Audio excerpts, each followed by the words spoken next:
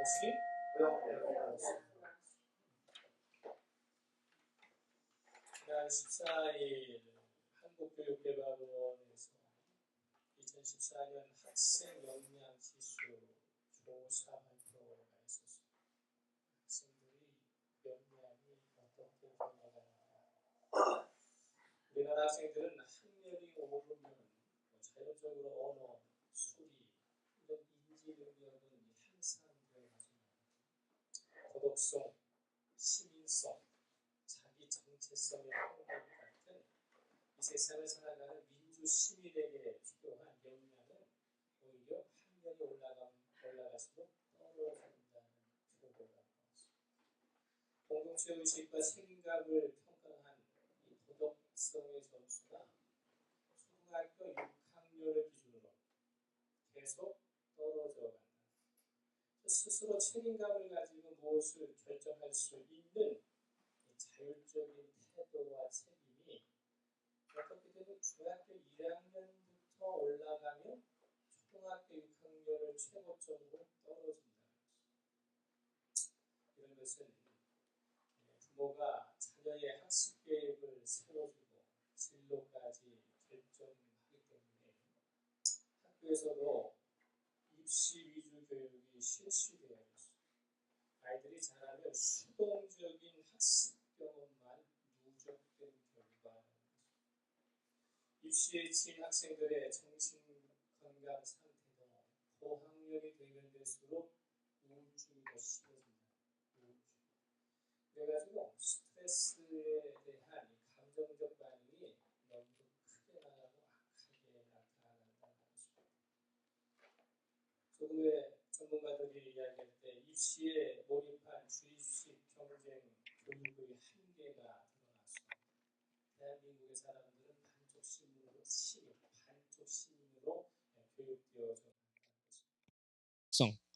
자기 정체성, 또 남과 나는 좀 다르다는 이 차이에 대한 중요, 또 존중의 의식이 건강한 사회를 만들어가는 데에 필요한 역량임에도 불구하고 초등학교 6학년을 기준으로 상급 학년으로 올라가면 올라갈수록 후퇴한다는 것은 오늘날 우리 시대의 교육이 전인적 교육에서 실패했다는 것을 자인할 수밖에 없습니다.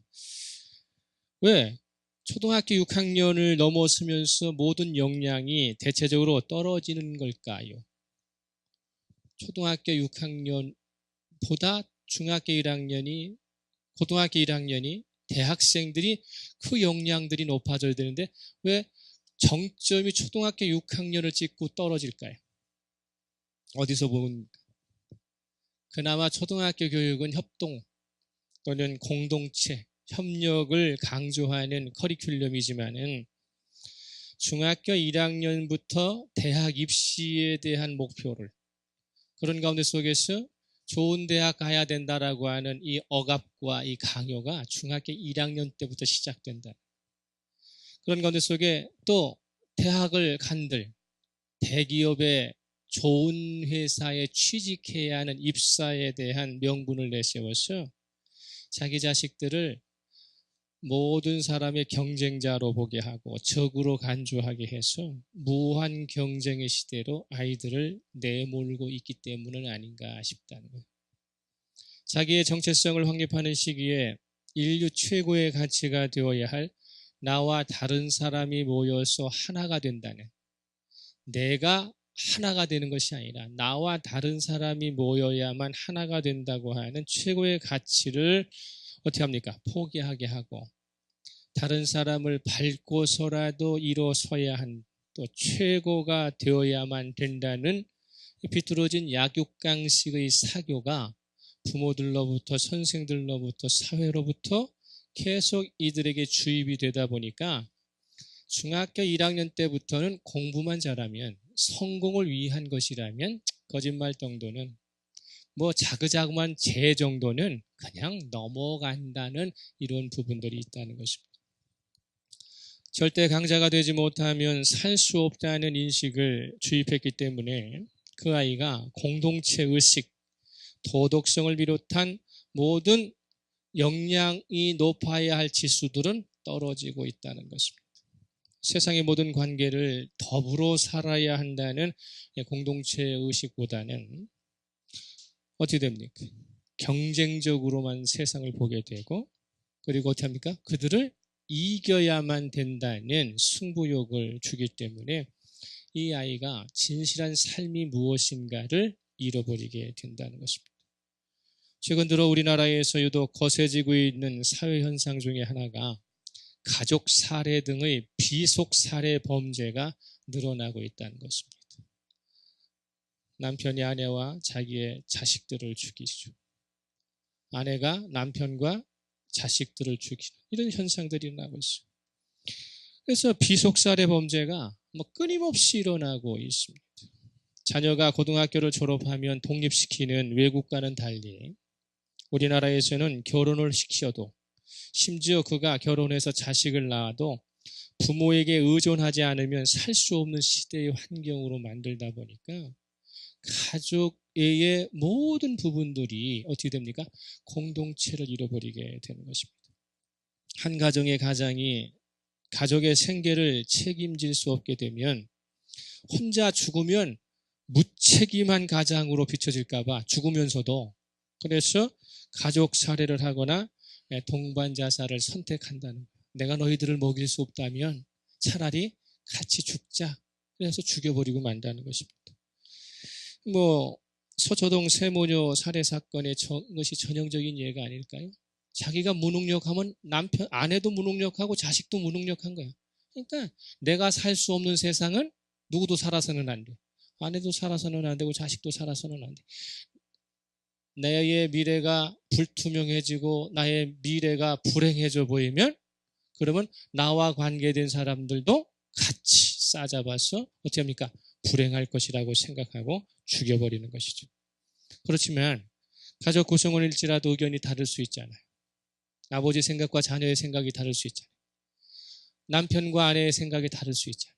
다를 수 있다는 것은 어떻게 합니까?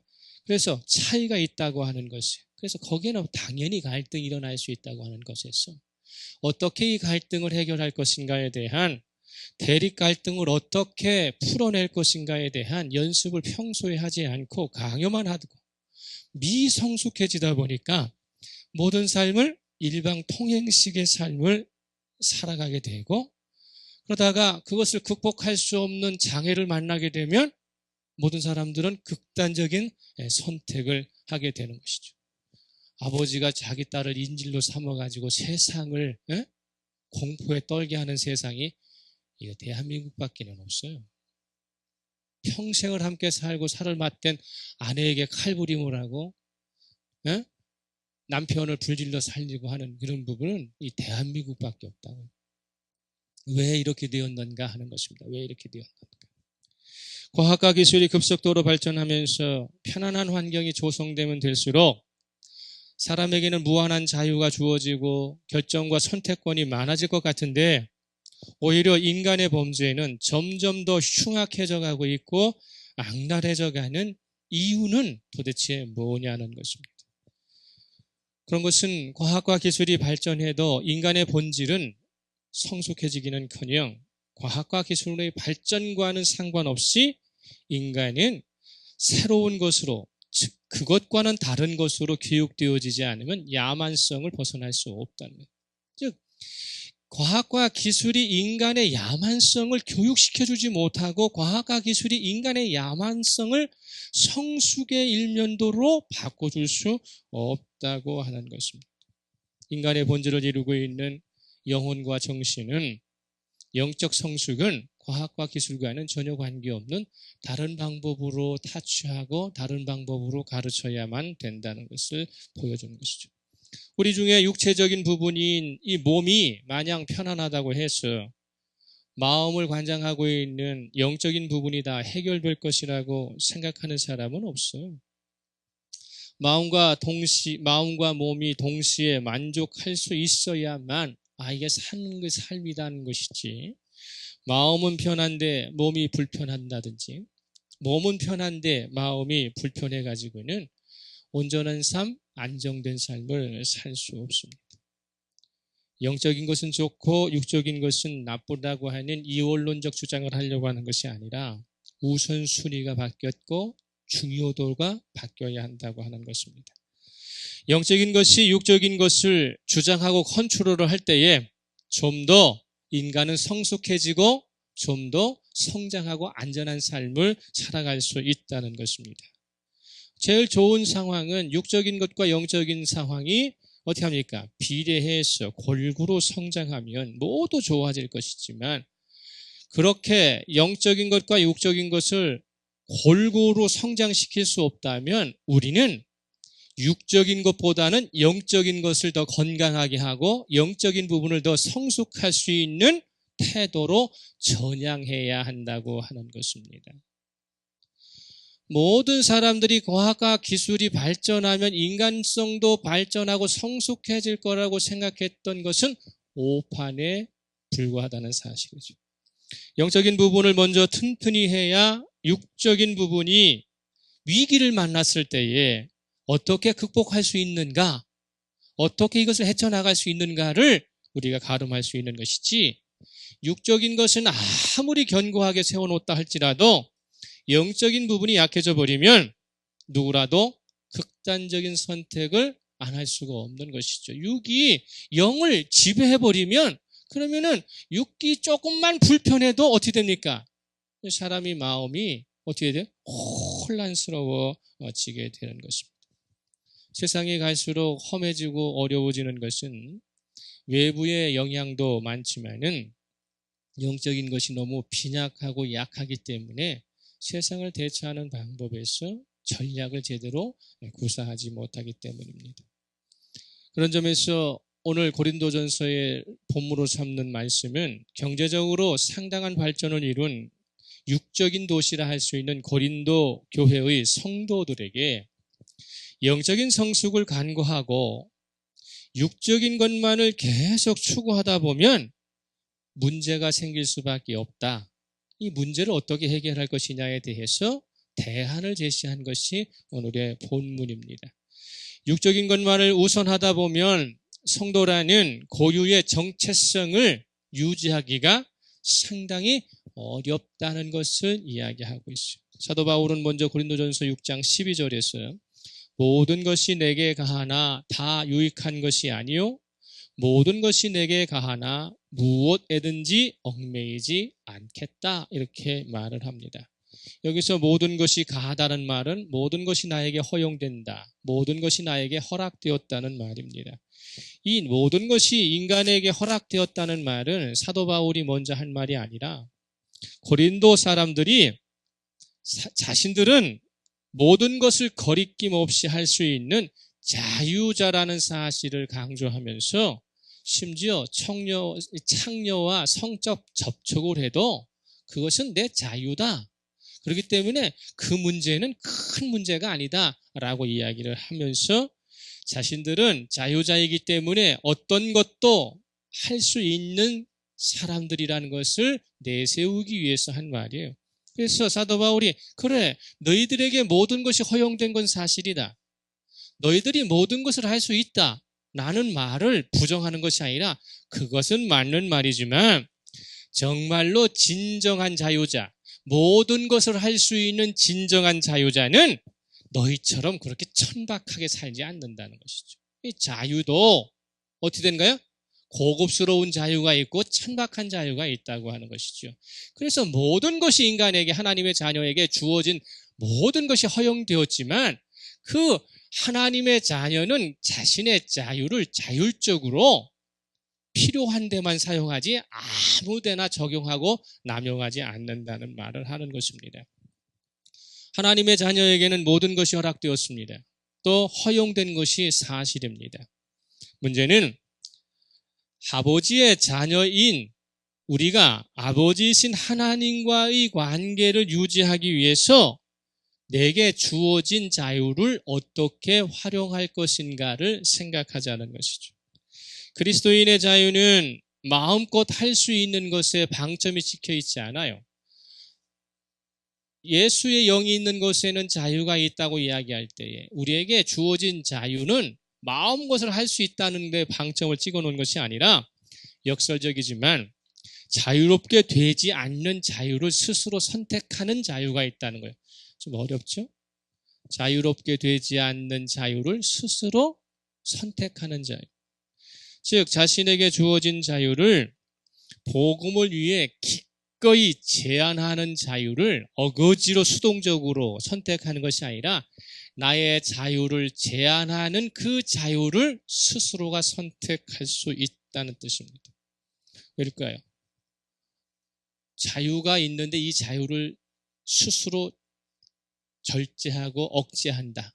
이것은 왜냐하면 고린도전서 10장 23절 24절에서 고린도전서 10장 23절 24절에서 모든 것이 가하나 모든 것이 유익한 것은 아니요 모든 것이 가하나 모든 것이 덕을 세우는 것은 아니니 누구든지 자기의 유익을 구하지 말고 남의 유익을 구하라. 이 사도 바울이 말하고 있어요. 즉 자유로 주어진 것을 선택하고 결정하고 그렇게 산다는 것이 다 유익한 것은 아니라는 것이죠. 그리고 내가 자유롭게 행동하고 결정했던 것들이 다 덕을 세우는 것은 아니더라는 것이죠. 비록 내가 할 수 있는 자유가 있지만 나에게 유익하지 않으면 하지 않는 것이죠. 내가 비록 그 자유를 통해서 나에게 내가 누릴 수 있는 것들이 많지만 모든 사람에게 덕을 끼치는 것이 아니고 나에게만 유익한 것이라면 기꺼이 모든 사람에게 덕을 끼치지 못하는 자유는 포기하겠다는 것이죠. 그게 무엇입니까?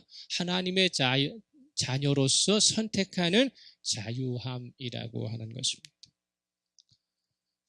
지지리도 못나서 가난하게 사는 것은 자유가 아니에요.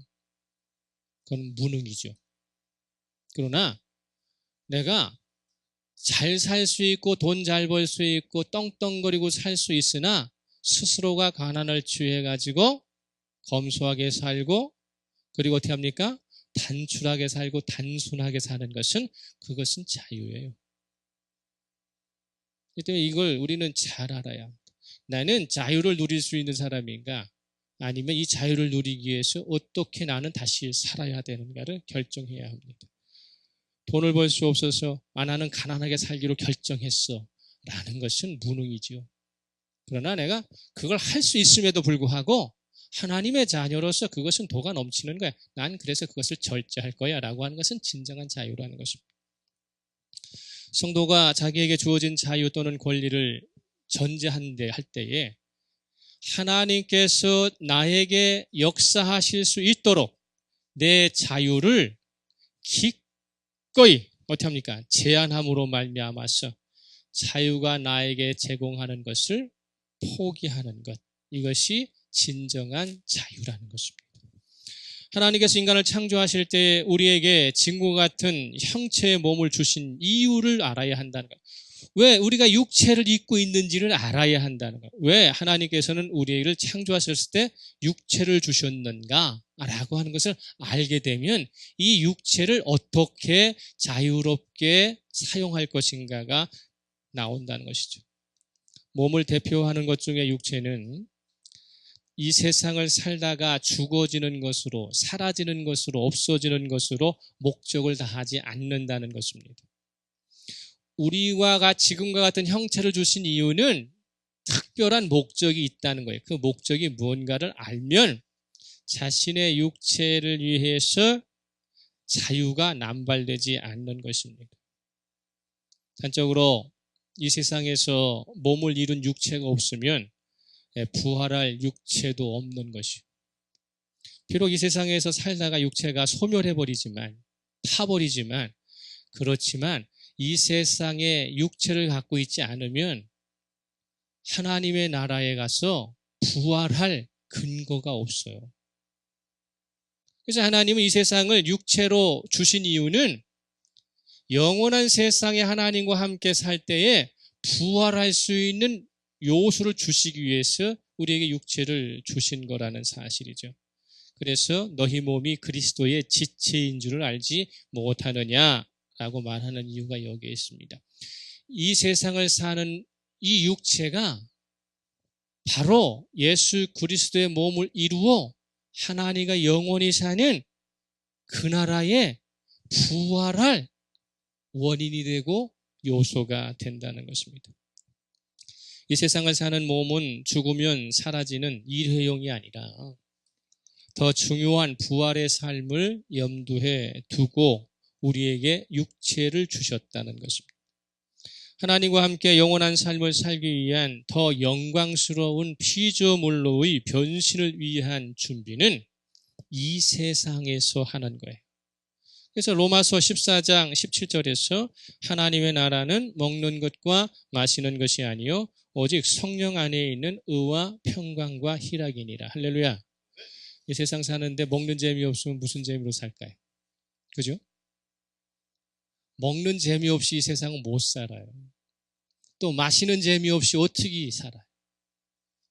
그러니까 가장 세상에서 불쌍한 사람 중에 한 사람이 뭐예요? 입맛이 떨어진 사람이에요. 어? 이 살아도 사는 것 같지 않아. 먹어도 먹는 것 같지. 그러니까 뭐라 그래? 하는 말이 죽지 못해서 먹는다고 이렇게 하는 것이죠.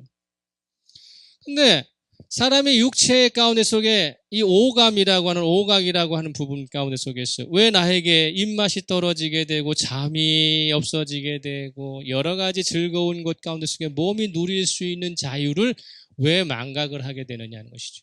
먹는 것도 몸이 누릴 수 있는 자유잖아요. 적게 먹을 수 있는 자유가 있고 많이 먹을 수 있는 자유가 있고 이것을 먹을 자유가 있고 저것을 먹을 자유가 있잖아요. 그런데 그러한 자유가 잘못돼서 몸에 병이 들어온다든지 어떤 상황이 되면 어떻습니까? 먹고 싶어도 먹지 못하는 게 많잖아요. 눈에는 먹고 싶은데 들어가면 내 몸에 문제가 되기 때문에 못 먹는 거 많잖아요. 내가 이것을 하고 싶지만 그렇다고 그 자유를 누리고 가면 몸이 더 상하는 경우가 있잖아요. 그런 것처럼 우리 몸에 한없이 자유로울 것 같아도 몸이 자유로워지려면 그러려면 어떻게 됩니까? 영적인 것이 건강해야 한다는 것입니다. 어쩔 수 없이 먹는 것이 아니라 기쁨으로 먹을 수 있어야 되고 어쩔 수 없이 못 가는 거 못하는 것이 아니라 스스로가 안 하면 그게 즐거움이잖아요. 만약에 폐암 환자에게 당신 담배 끊지 않으면 죽습니다. 그러면 폐암 환자가 폐암에 더 큰 병을 앓지 않기 위해서 하고 싶은데 금연을 해야 하는 이유와 애초서부터 담배와는 관계없어가지고 애초서부터 담배를 안 피는 자유는요, 그건 엄청난 차이예요. 어쩔 수 없이 살기 위해서 하지 않는 것과 예전부터 스스로 그것을 포기하는 자유는 그건 엄청난 차이가 난다는 것입니다. 성도의 몸은 이 세상에 사는 동안 주님과 상호작용을 일으키는 데 있어서 장애 요소를 어떻게 합니까? 발생시키지 말아야 한다고 하는 것입니다. 15절에 6장 15절에 너희 몸이 그리스도의 지체인 줄을 알지 못하느냐? 내가 그리스도의 지체를 가지고 창녀의 지체를 만들겠느냐? 결코 그럴 수 없느니라 이렇게 되어 있어요. 주님과의 연합을 영적으로만이 아니라 육체적으로도 하나를 이루어가야 하기 때문에 자유가 주어진 몸이라고 함부로 굴려서는 안 된다고 하는 것입니다. 꼭 창기라고 하니까 몸 파는 여자들만 자꾸 생각하면 안 되잖아요. 응? 그리스도의 지체로서 하나님이 기뻐하지 않는 것들에 대하여는 손대지 않는 것입니다. 그리고 어떻게 합니까? 하나님의 뜻과 목적에서 어긋나는 것은 스스로 거부하는 것이죠. 어쩔 수 없이 법이기 때문에 수동적으로 하는 것이 아니라 하나님의 자녀의 긍지를 가지기 위해서 스스로 포기하는 것이고 스스로 어떻게 합니까? 하지 않는 것이죠.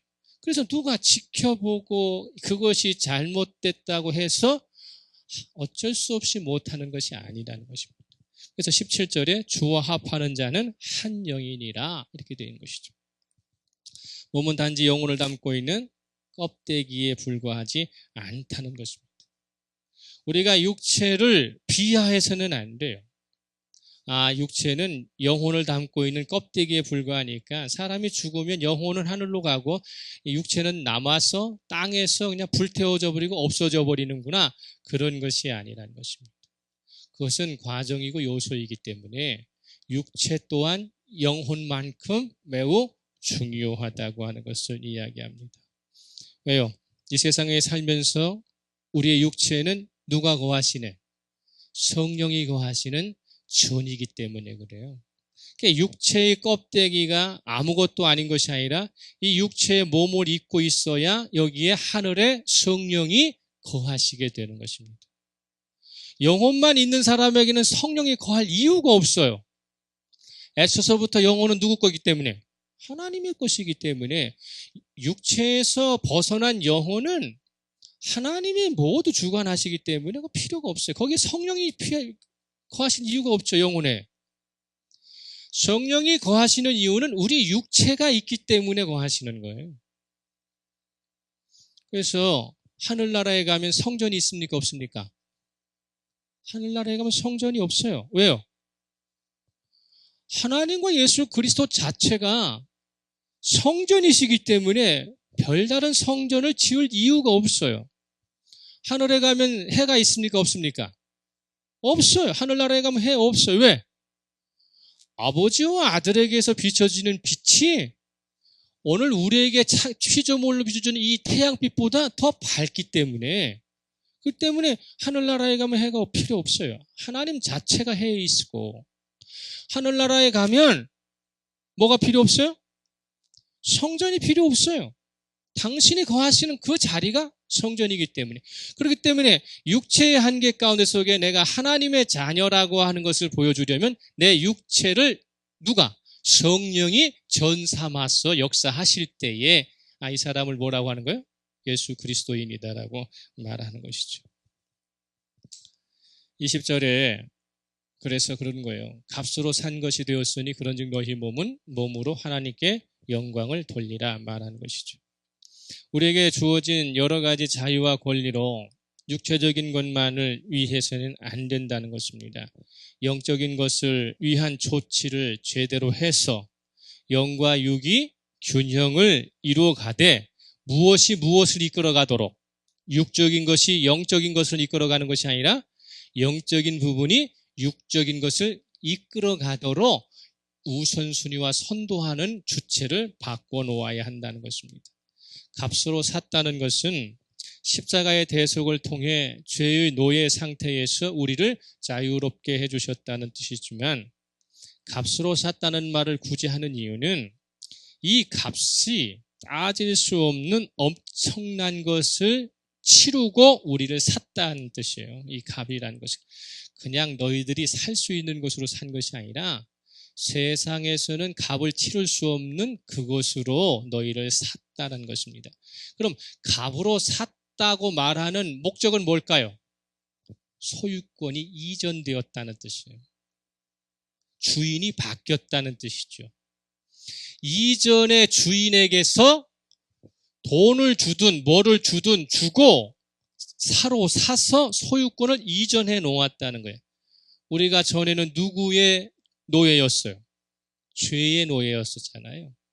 죄의 노예였던 우리를 죄에게 무엇으로?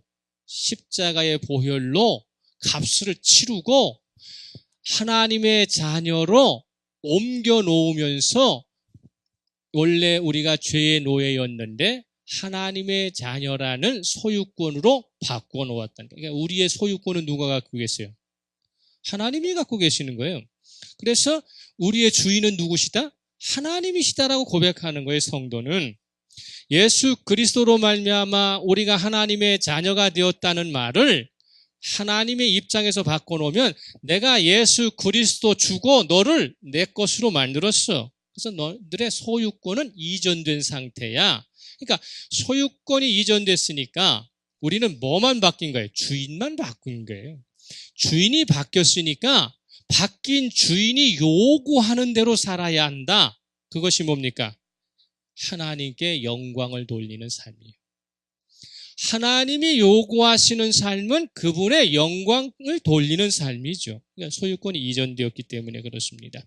베드로전서 1장 18절에서 19절에 베드로전서 1장 18절 19절에 너희가 알거니와 너희 조상이 물려준 헛된 행실에서 대속함을 받은 것은 은이나 금같이 없어질 것으로 된 것이 아니요 오직 흠없고 점없는 어린 양 같은 그리스도의 보배로운 피로 된 것이니라. 할렐루야. 그리스도의 보배로운 피로 우리의 소유권은 이전되었기 때문에 현재적으로 우리에게 육체를 주셨지만 이 육체의 자유는 남용되어서는 안 된다는 것입니다. 그래서 너희들의 자유를 제한하라는 뜻이 아니라 너희들의 자유를 하나님의 영광을 돌리도록 자발적으로 그렇게 선택하는 삶을 살아야 한다 말하는 것입니다. 소유권을 이전한 주인의 입장에서 우리에게 요구하는 충성은 무언가? 오늘 본문에서는 두 가지로 얘기하고 있어요. 이전의 노예 상태에서 죄라는 주인을 섬겼지만 지금은 하나님의 자녀로서 아버지를 섬기는 것입니다. 죄라는 주인을 섬길 때에 죄라는 주인, 즉 우리가 죄의 노예였을 때는 아무리 열심히 살아도 결국은 뭐예요? 멸망이에요. 죄의 노예 상태로 아무리 열심히 살아도 결과는 멸망이에요. 왜? 사단이 들어갈 곳이 어디이기 때문에? 지옥이잖아요. 지옥과 음부는 우리가 들어갈 곳이 예비된 게 아니죠. 원래는 사단이 들어갈 것인데 내가 사단의 노예가 되어버리면 사단이 들어가는 지옥이 가는 거예요.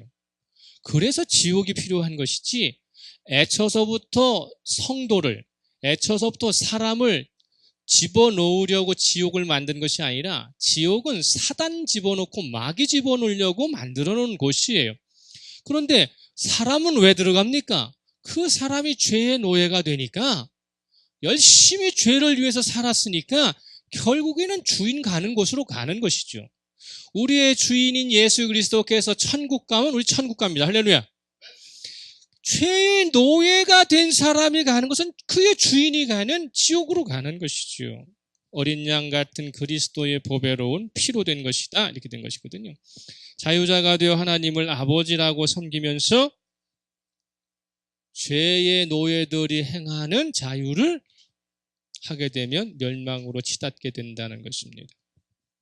그래서 그럼 자유의 몸을 지닌 우리가 어떻게 살면 될까요? 라고 할 때에 두 가지, 음행을 피하고 우상숭배를 피하라는 거예요. 오늘 본문은 음행을 피하고 우상숭배를 피하라. 음행과 우상숭배를 말할 때에 육체적인 쾌락을 한정하지 말아야 합니다. 음행을 이야기하면서 우상숭배를 이야기할 때에는 하나님의 뜻과 목적을 벗어나서 다른 곳에서 만족을 찾으려는 모든 시도가 음행이고 우상숭배예요. 간음은 왜 간음입니까? 하나님이 허락하신 부부관계를 벗어나서 다른 곳에서 만족을 찾는 것을 간음이라고 하는 것이고 그걸 음행이라고 하는 것이에요. 우상숭배는 왜 우상숭배입니까?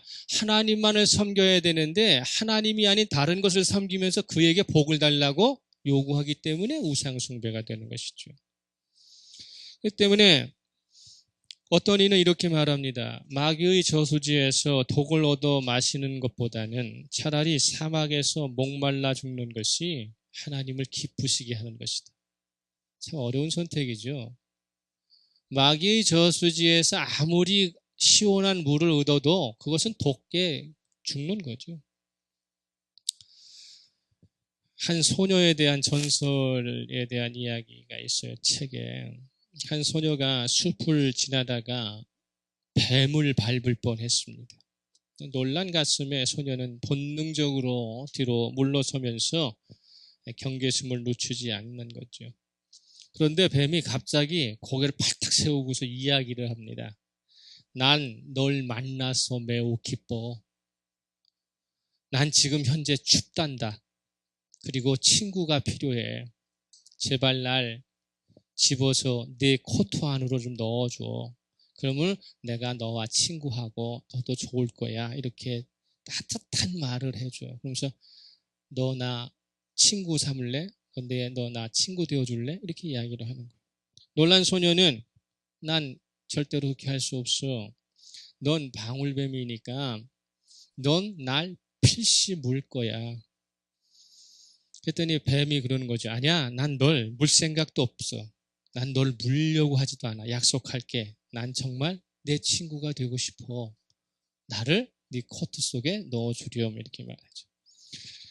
놀란 소녀는 계속 그 부분에 대해서 부인을 하지만 그런데 자꾸 주저주저 하다 보니까 요 안에 머리에 자꾸 생각이 들어와요. 뱀이 가엾다는 생각이 자꾸 드는 거예요. 대화를 하다 보니까 이게 벌거벗어 있고 말이죠. 그죠? 나는 코트 입었는데 뱀은 벌거벗어 있고 곰곰이 생각하면서 그런 생각, 어차피 뱀도 하나님이 만드신 피조물이라면 나름대로 이유가 있겠지. 자꾸 합리화를 하게 되는 것이죠. 그러다 보니까 뱀의 외모가 가지고 있는 형형 색깔들이 아름다워 보이기 시작을 하는 것이죠. 그러면서 소녀는 누군가의 친구가 되어주는 것은 매우 좋은 일이야. 누군가의 친구가 되어주는 것은 그것은 착한 일이야. 하나님도 그걸 나무라지 않으실 거야. 이렇게 생각하고 나서 뱀을 집어서 자기의 코트 속에 넣었어. 그러자 뱀은 지체 없이 소녀를 물었습니다. 독이 퍼지는 고통 속에서 소녀가 외칩니다. 왜 날 물었지? 네가 나 친구 되어주기로 했고 나도 너 친구 되기 위해서 내가 너를 내 코트 속에 넣었는데 보면 이 뱀은 몸을 흔들면서 능글맞게 되돌아보면서 말합니다. 넌 내가 누구인지 분명히 알면서도 넌 나를 네 코트 속에 집어넣었어. 이렇게. 음행이라고 하는 것은요, 방울뱀과 같은 거예요. 이번만은 괜찮겠지. 이 사람만큼은 믿을만해. 이 상황에서는 어쩔 수 없어.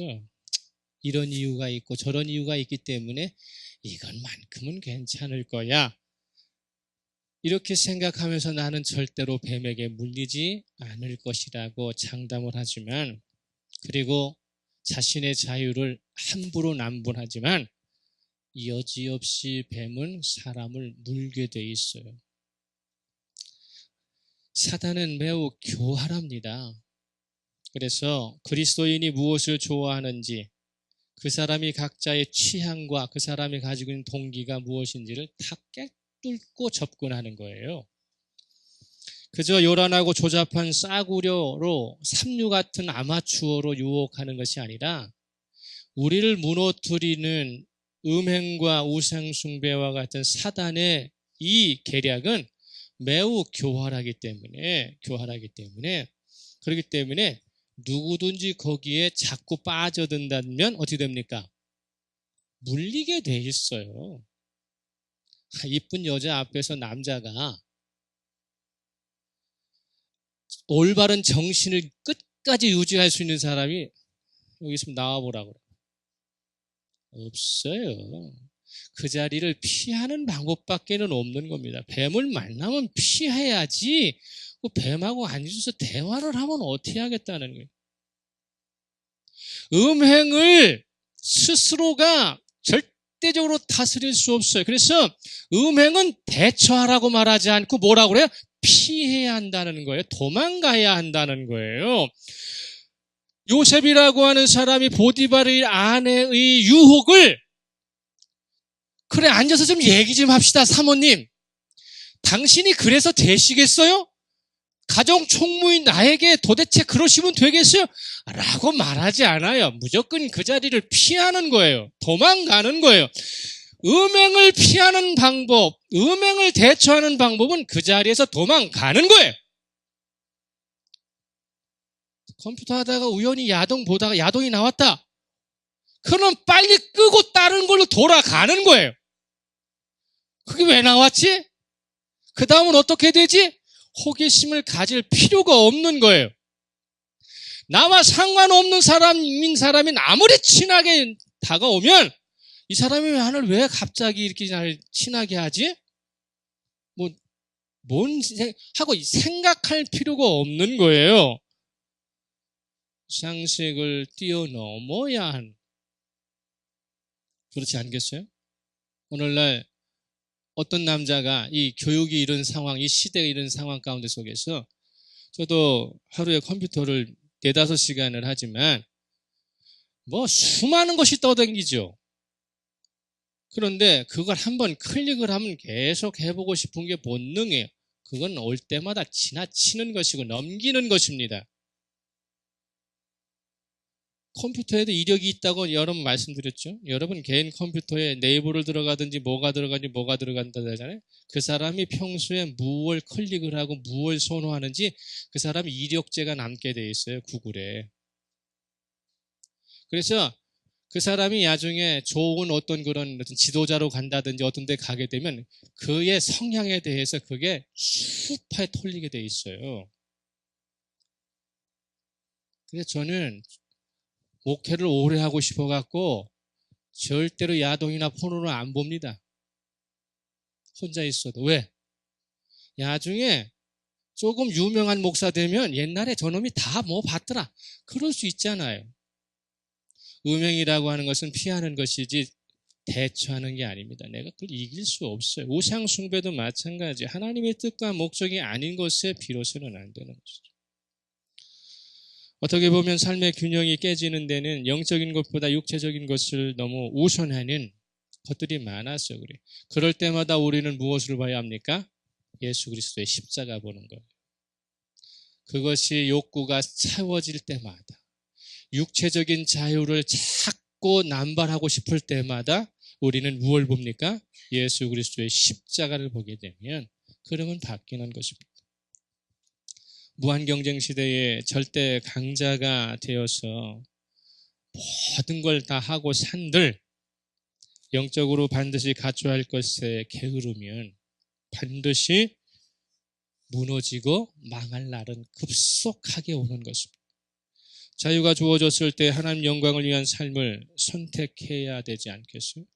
여러분이 교회에 나올 수 있는 건강이 있을 때에 그때의 여러분의 자유가 하나님이 좋아하시는 것으로 선택되어야 하는 것입니다. 여전히 자유가 주어졌을 때, 여전히 내가 말을 할 때에, 내가 뭘 하고 있을 때, 이렇게 하고 저렇게 할 수 있을 때에 내 자유가 하나님이 좋아하시는 것으로 선택해야 되는 것입니다.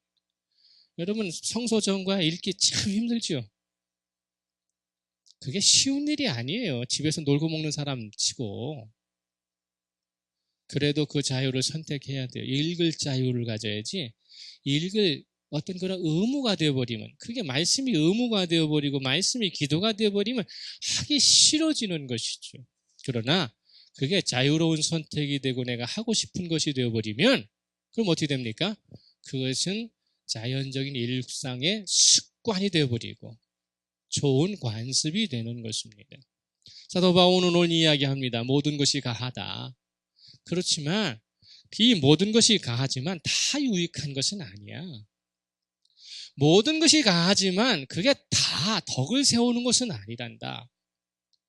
진정으로 자유를 누리는 사람은 하나님이 기뻐하시는 것이 무엇인가를 스스로 선택할 줄 알고 스스로 절제하는 그런 자유가 있어야지, 의무이기 때문에, 수동적이기 때문에, 체면이기 때문에, 무엇 때문이기 때문에 그래서는 안 된다는 것이죠. 그렇게 하나님을 위하여 자유를 선택해서 그래서 유익을 구하고 덕을 세우는 사람에게는 어떤 능력이 주어지느냐? 마지막 고린도전서 10장 12, 13절이에요. 함께 찾습니다. 고린도전서 10장 12, 13절. 고린도전서 10장 12, 13절 같이 읽겠습니다. 시작. 그런즉 선줄로 생각하는 자는 넘어질까 조심하라.